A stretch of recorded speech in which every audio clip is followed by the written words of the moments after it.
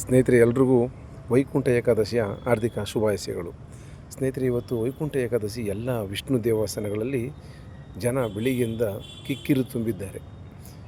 ಶಿವ ಅಭಿಷೇಕ ಪ್ರಿಯ, ವಿಷ್ಣು ಅಲಂಕಾರ ಪ್ರಿಯ ಅಂತ ಹೇಳ್ತಾರೆ.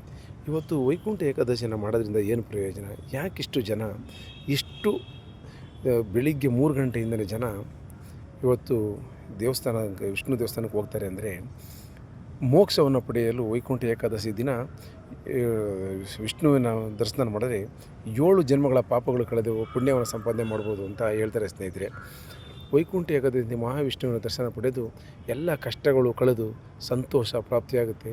ಸತ್ತ ಮೇಲೆ ಸ್ವರ್ಗ ಸಿಗುತ್ತೆ, ಸ್ವರ್ಗಕ್ಕೆ ಹೋಗ್ತಾರೆ. ಇವತ್ತು ವೈಕುಂಠ ಏಕಾದಶಿ ದಿನ ವೈಕುಂಠ ದರ್ಶನವನ್ನು ಮಾಡಿದ್ರೆ ಅಂತ ಹೇಳ್ತಾರೆ ಬಂಧುಗಳೇ. ಅಂದರೆ ವರ್ಷದಲ್ಲಿ 24 ಏಕಾದಶಿಗಳಿವೆ ಅಂತ ದೊಡ್ಡವರು ಹೇಳ್ತಾರೆ. ಎಲ್ಲ ಏಕಾದಶಿಗಿಂತ ಸಂಪೂರ್ಣ ಈ ಏಕಾದಶಿಯಿಂದ ಉಪವಾಸವಿದ್ದು ವಿಷ್ಣುವಿನ ಧ್ಯಾನವನ್ನು ಮಾಡಿದರೆ ಮಾಡಿರೋ ಪಾಪ ಕಳೆದು ಪುಣ್ಯ ಬರುತ್ತೆ. ಏಕಾದಶಿಗಳಲ್ಲಿ ದೇವಸೇನ ಏಕಾದಶಿ, ಪ್ರಬೋಧಿನಿ ಏಕಾದಶಿ, ವೈಕುಂಠ ಏಕಾದಶಿ ಅಂತ ಈ ಹಲವು ಬಹಳ ಏಕಾದಶಿಗಳು ಇದೆ. ಅದರಲ್ಲಿ 24 ಏಕಾದಶಿಗಳು ಬರ್ತವಂತೆ ದೊಡ್ಡವರು ಹೇಳಿರೋ ಪ್ರಕಾರ. ಈ ವೈಕುಂಠ ಏಕಾದಶಿನ ಉಪವಾಸವನ್ನು ಮಾಡಿ ಭಯಭಕ್ತಿಯಿಂದ ಪೂಜೆಯನ್ನು ಮಾಡಿದ್ರೆ ಉಳಿದ 23 ಏಕಾದಶಿಗಳಿಗೆ ಮಾಡಿದಂಥ ಪುಣ್ಯ ಈ ಏಕಾದಶಿಯಲ್ಲಿ ಸಿಗುತ್ತೆ ಅಂತ ಹೇಳ್ತಾರೆ ಬಂಧುಗಳೇ. ಆಮೇಲೆ ನೋಡಿ, 11 ಮುಕ್ಕೋಟಿ ವೈಕುಂಠ ಏಕಾದಶಿಯನ್ನು ಮುಕ್ಕೋಟಿ ಏಕಾದಶಿ ಎಂದು ಕರೀತಾರೆ. ಮುಕ್ಕೋಟಿ ಅಂದರೆ 11 ಅಂತ ದೊಡ್ಡವರು ಹೇಳಿದ್ದಾರೆ, ನಾವೆಲ್ಲ ಕೇಳಿದ್ದೀವಿ. ಇವತ್ತು ಏನು ಅಂದರೆ, ಭಗವಂತ ಇವತ್ತು ದಕ್ಷಿಣಾಯಣದಿಂದ ಉತ್ತರಾಯಣಕ್ಕೆ ತನ್ನ ಪಥವನ್ನು ಬದಲಾಯಿಸ್ತಾನೆ. ಸೂರ್ಯ ಪಥವನ್ನು ಬದಲಾಯಿಸ್ತಾನೆ. ಇವತ್ತು ಸ್ವರ್ಗದ ಬಾಗಿಲು ತೆರೆದಿರುತ್ತೆ ಅಂತ ಹೇಳ್ತಾರೆ. ನಮಗೆಲ್ಲ ಗೊತ್ತಿರೋ ಹಾಗೆ ಮಹಾಭಾರತ ಯುದ್ಧದ ಕಾಲದಲ್ಲಿ ಭೀಷ್ಮರು ಯುದ್ಧದಿಂದ ಅರ್ಜುನನ ಬಾಣಗಳು ಅವರ ಎದೆಗೆ ನಾಟಿದ್ದಾಗ ಅವರು ಸಾವನ್ನಪ್ಪಲ್ಲ, ಅವರು ಇಚ್ಛಾಮರಣಿ ಅಂತ ನಮ್ಮೆಲ್ಲರಿಗೂ ಗೊತ್ತು. ಯಾವಾಗ ಬೇಕಾದರೂ ಅವರು ತಮ್ಮ ಜೀವನವನ್ನು ಬಿಡ್ಬೋದಾಗಿತ್ತು. ಆದರೆ ಅವರು ಇದೇ ಒಂದು ಉತ್ತರಾಯಣಕ್ಕೆ ಸೂರ್ಯ ಪಥವನ್ನು ಬದಲಿಸಿಗೋಸ್ಕರ ಕಾಯ್ತಾಯಿದ್ರು ಅಂತ ನಾವೆಲ್ಲರೂ ಪುರಾಣದಲ್ಲಿ ನೋಡಿದ್ದೀವಿ, ಕೇಳಿದ್ದೀವಿ, ಓದಿದ್ದೀವಿ ಸ್ನೇಹಿತರೆ. ಹಾಗಾಗಿ ಇವತ್ತು ಸ್ವರ್ಗದ ಬಾಗಿಲು ತೆಗೆದಿರುತ್ತೆ.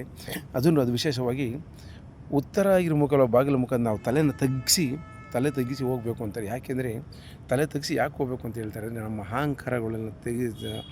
ಅಹಂಕಾರವನ್ನು ತ್ಯಜಿಸಿ ಧ್ಯಾನ, ಭಯ, ಭಕ್ತಿ ಯಾವಾಗಲೂ ತುಂಬಿದರೆ ಒಂದು ಸಂಸಾರ, ಅವನ ಜೀವನ ಸಾರ್ಥಕ ಆಗುತ್ತೆ ಅಂತ ದೊಡ್ಡವರು ಹೇಳ್ತಾರೆ. ಅದಕ್ಕೇ ಆ ತಲೆಯನ್ನು ತಗ್ಗಿಸಿ ಹೋಗಬೇಕು ಉತ್ತರ ಮುಖ ಬಾಗಿಲಿಗೆ ಅಂತ ಹೇಳ್ತಾರೆ ಬಂಧುಗಳೇ.